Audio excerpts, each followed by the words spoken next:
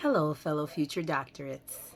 This is Marlo, and today I'm coming at you with 5 ways that I accelerated my PhD attainment.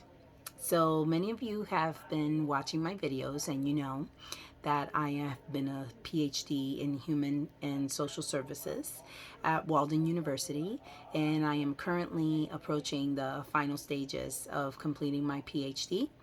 And I started at Walden in November of 2019, and I am on track to complete by July of 2021. And so I just wanted to share some tips and pointers as to things that I found very useful for myself to help me to accelerate my process of completing the PhD while at Walden. So, first thing, take 4 or more courses per term.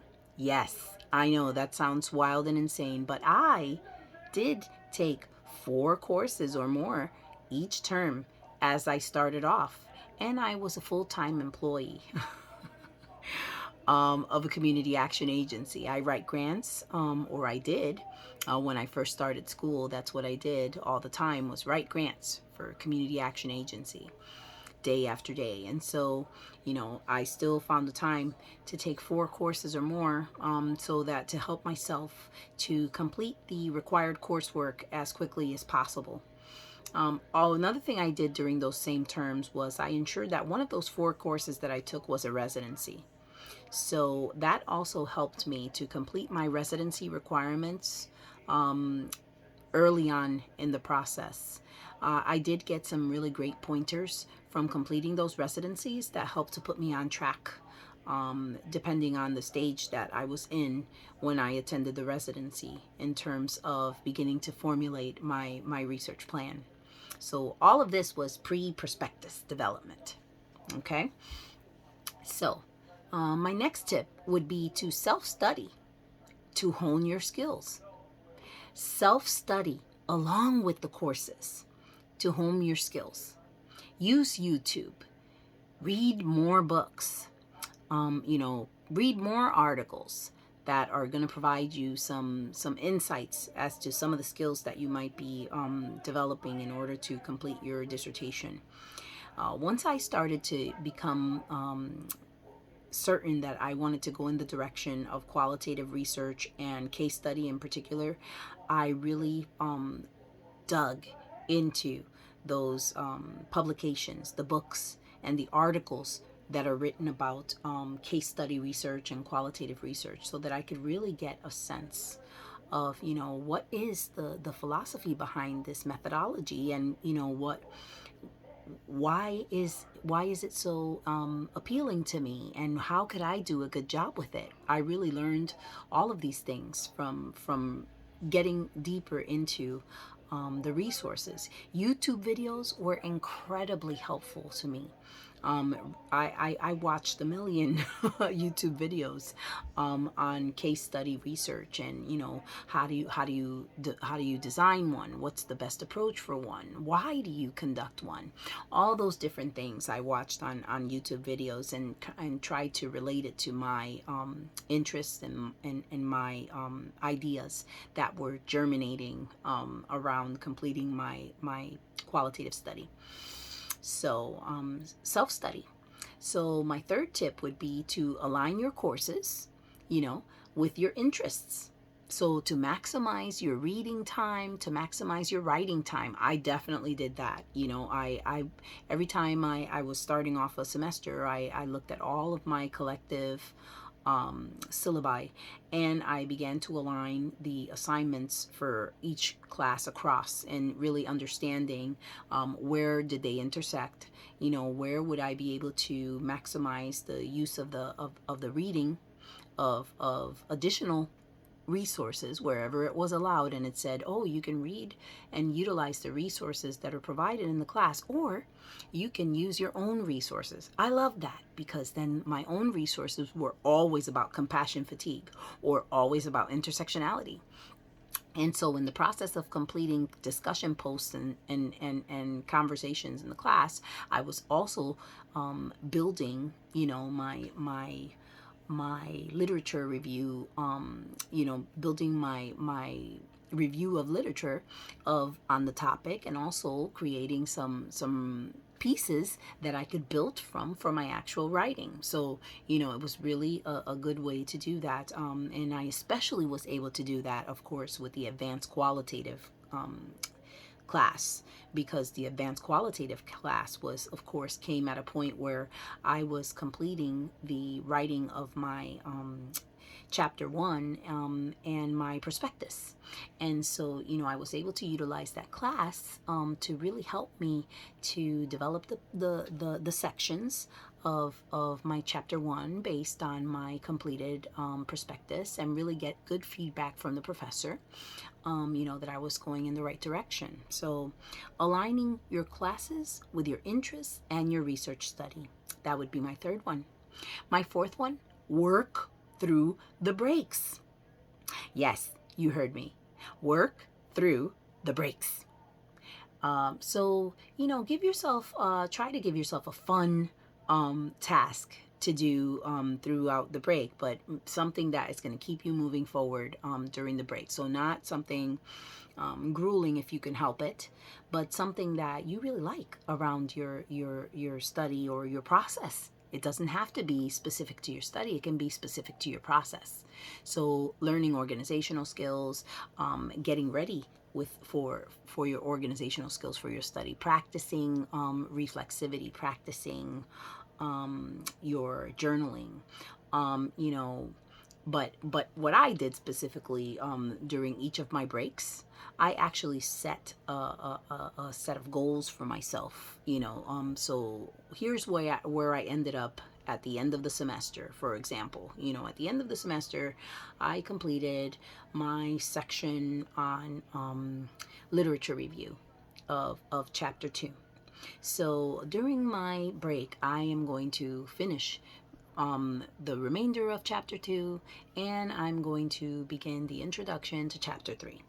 And so, I would set those types of goals for myself, similar to what we're doing during the course and during the semester, but really pushing myself to continue moving forward, so that I could get into the next term with a leg up.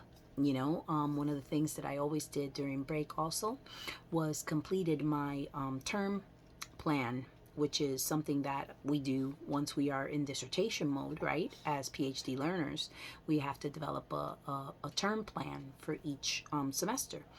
And so I developed my term plan during my break, based on what progress I was able to make on my goals that I had set for myself during the breaks.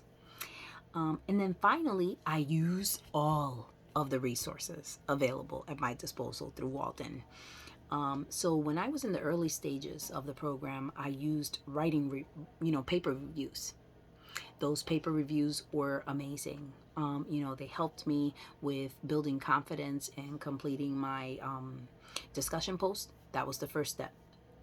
Then they helped me with building confidence in completing my premise. That was the next step. Then they helped me with building confidence in completing my prospectus. That was the final step with paper reviews, but they helped me all the way through the development of my prospectus, which was amazing because it was another layer of support in addition to what was happening in the classroom when I was in the developing prospectus course. So I would take the feedback that Dr. Hickman, who was my professor for developing the prospectus, Dr. Hickman would give tons of feedback if anyone has them, but that's amazing because why? That feedback pushed me to do more around my prospectus. And then I would go to the writing reviews, and I was using Max Philbrook at that point, and he would then, give me some insights as to what this feedback is requesting that I do within the writing. And then I could give him another draft, and he would tell me, looks like you're addressing the feedback, or looks like you need to do a little more of this in order to address that feedback appropriately. And so it was that detailed. So paper reviews, if you're pre-prospectus, paper reviews, take advantage. They're free, they're included. and you can use them. Then after I completed the paper reviews piece, because I had my prospectus approved, I started taking part in the methodology office hours. And so I do the qualitative methodology office hours, and there I would come in with a list of my questions that were coming up as I was developing my study, my chapters 1 through 3, and it's really especially during the development of chapter 3, when I really wanted to be able to discuss the mechanics of what I was proposing in order to complete my study, and being able to go there and ask questions and receive confirmation and affirmation that I was going in the right direction, or suggestions that could help me to do a little better in certain areas, where I may not have been totally on the mark, was a great resource to me, and all I had to do was find out when they were happening and just join in. Also listening to the other learners that are experiencing, because they're in the dissertation phase already too, with an approved prospectus, and struggling with writing their chapters 1 through 3, 4, 5, whatever stage they're in. The questions that they're asking and just the conversation that's happening in that group is so helpful. It was very helpful to me. And I know that others have declared that it's been helpful to them as well. So using those methodology office hours, and then the dissertation intensives. For me, I was able to complete a dissertation intensive in place of my residency 4, and it was the best thing I ever did, because I actually utilized my time during the dissertation intensive to inform the development of my chapters 2 and 3.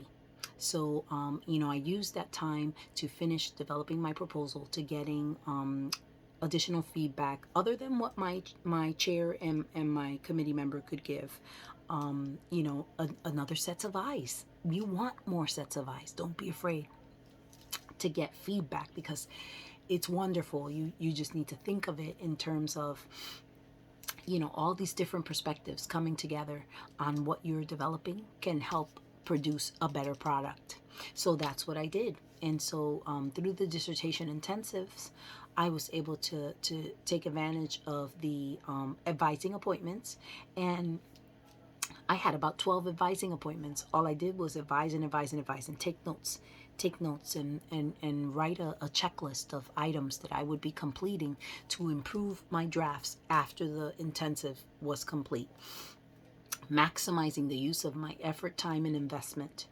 And finally, I watched a million of the webinars that are available on the Walden website. In the Center for Quality Research has so many webinars available, depending on what it is that you're doing, that you can watch and that you can gain some knowledge and information from, and that you could email the presenters and ask further questions, and you could, so all of that also helped me to accelerate my process. And so, to recap, it's take 4 or more courses per term, including your residencies. Self-study to hone your skills. YouTube, books, articles. Align your courses with your research interests as much as you possibly can, so that you can maximize the use of your reading time and your writing time. Work through your breaks and set goals for your breaks, so that you can be able to keep moving forward even when it's time for you to quote unquote slow down. And then use resources. Use all the resources available at Walden that are amazing, that can help us to get closer to success. God bless you all, and I wish you the best on your dissertation journey. And I'll see you with the next one.